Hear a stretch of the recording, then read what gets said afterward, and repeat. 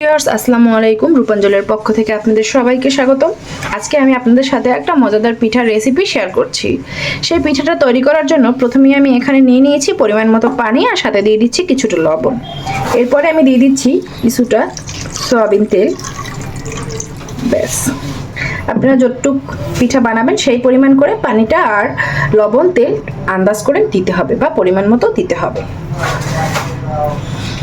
তো এটা ফুটে ওঠা পর্যন্ত আমি অপেক্ষা করছি। পানিটা আমার গরম হয়ে গিয়েছে, একটু লাল লাল দেখা যাচ্ছে। এর কারণ হচ্ছে আমি একটা ঢাকনা দিয়ে ঢেকেছিলাম, সেটা হচ্ছে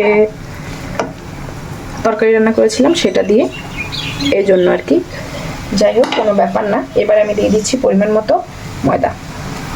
আপনারা চাইলে এটার সাথে কিছুটা চালের গুঁড়োও ব্যবহার করতে পারেন। তো আমি শুধু আজকে ময়দা দিয়ে পিঠাটা তৈরি করে নেব, তাহলে কি হয়, পিঠাটা খুব মুচমুচে হয়। তো আটাটা সিদ্ধ করা আমার হয়ে গিয়েছে। এবার আমি একটু আটাটাকে খুব ভালোভাবে চামচ দিয়ে মেখে নিয়েছি। এবার অপেক্ষা করছি ঠান্ডা হওয়া পর্যন্ত।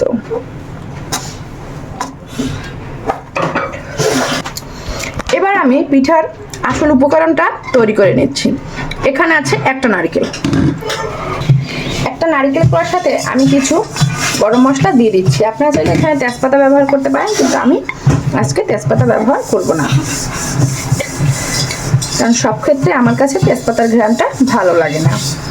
এবার আমি এখানে দিয়ে দেব পরিমাণ মতো চিনি। এখানে আমি ব্যবহার করছি লাল চিনি, আপনারা চাইলে যে কোনো চিনি ব্যবহার করতে পারেন। মিষ্টির পরিমাণটা আপনারা বুঝে শুনে ব্যবহার করবেন, যে যেভাবে খেতে পছন্দ করেন। এবার আমি চিনি দিয়ে খুব ভালোভাবে নেড়েচেড়ে মিক্স করে দিচ্ছি।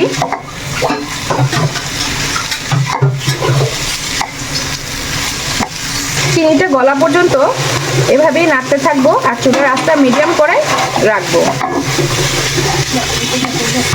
চিনিটা বেশ গলে গিয়েছে।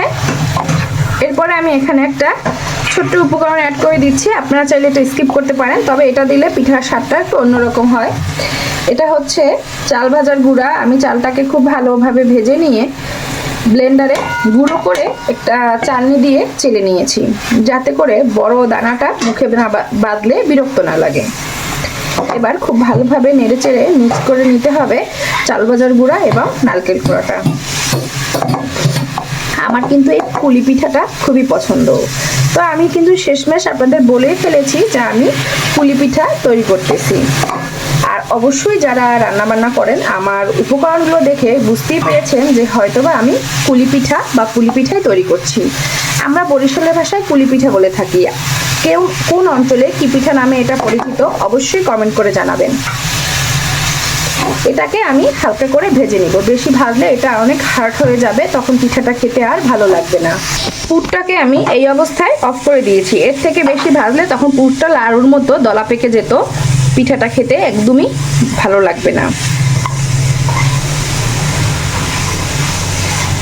এই পুলি পিঠাটা আমার বড় ফুপি এত সুন্দর বানাতো, আমি কখনো দেখিনি উনি কিভাবে বানাতো, বাট অনেক মজা হতো ওনার মানে এই পুলি পিঠাটা। এটা ঠান্ডা হওয়া পর্যন্ত অপেক্ষা করছি। তো খামিরটাকে আমি খুব ভালোভাবে মেখে নিয়েছি আর ছোট ছোট করে বল তৈরি করে নিয়েছি। আর এখানে আমার হেল্পিং হ্যান্ড খুকুমনির আম্মু ছোট ছোট করে আমাকে রুটি বেলে দিচ্ছে, আর আমি হচ্ছে পিঠাগুলো তৈরি করে নিচ্ছি। তো আমি পিঠাটা কিভাবে তৈরি করছি সেটা আপনাদের সাথে একটু ভিডিওতে দেখিয়ে দিচ্ছি। প্রথমে আমি একটা ছোট রুটি নিয়ে নিয়েছি। এরপরে এখানে আমি তৈরি করে নিয়েছিলাম যে পুরটা, সেই পুরটা পরিমাণ মতো এই রুটিটার ভিতরে মাঝখানে আর কি দিয়ে দেব। আপনারা কম বেশি চাইলে দিয়ে দিতে পারেন। তো আমি হচ্ছে একদম কমও দিচ্ছি না, আবার খুব বেশিও দিচ্ছি না। এবার আমি হাতটাকে একটু ভাঁজ করে পিঠার মুখটা বন্ধ করে নিচ্ছি। এই পিঠাটা খেতে কিন্তু অনেক বেশি মজা হয়। আমার তো এই পিঠাটা ভীষণ পছন্দ।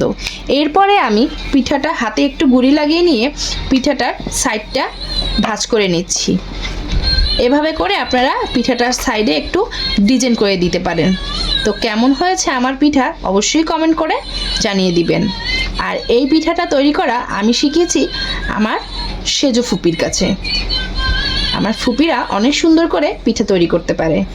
আমি যখন খুব ছোট তখন দেখতাম আমার আম্মা পিঠা বানাতো আর আমার ফুপিরা আমার আম্মার সাথে হেল্প করতো। তো আমি এই জিনিসটা দিতে পারতাম না, তখন আমার ফুপি হাতে ধরে আমাকে এই দেওয়াটা শিখিয়ে দিয়েছে। এভাবে করে আমি সবগুলো পিঠে তৈরি করে নিচ্ছি। আপনাদের সাথে আরেকটা পিঠার ডিজাইন শেয়ার করে দিচ্ছি।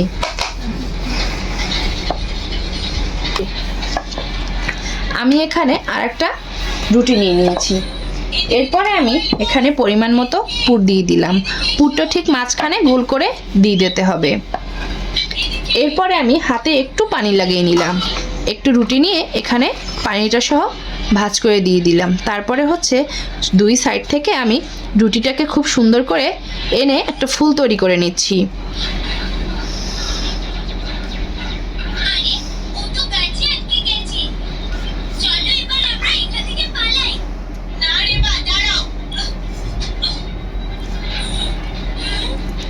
তো আমার পিঠার ডিজাইনগুলো আপনাদের কেমন লেগেছে অবশ্যই কমেন্ট করে জানাবেন। আর আমার মতো কে কে এভাবে পিঠা তৈরি করেন সেটাও জানাবেন।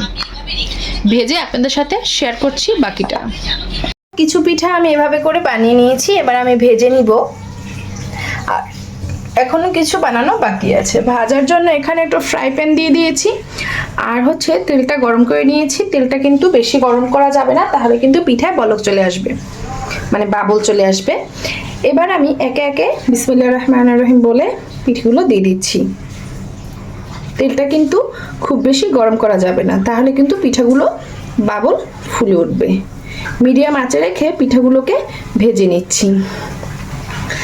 আমার ভিডিও যারা দেখেন তাদেরকে অসংখ্য ধন্যবাদ পাশে থাকার জন্য। এভাবে করে আমাকে সাপোর্ট করবেন, আর আপনারা আছেন বলেই তো আমি এত দূর এগোতে পেরেছি। আমি একটু বড় ফ্রাই প্যান নিয়েছি যাতে করে আমি একবারে অনেকগুলো পিঠা ভেজে নিতে পারি।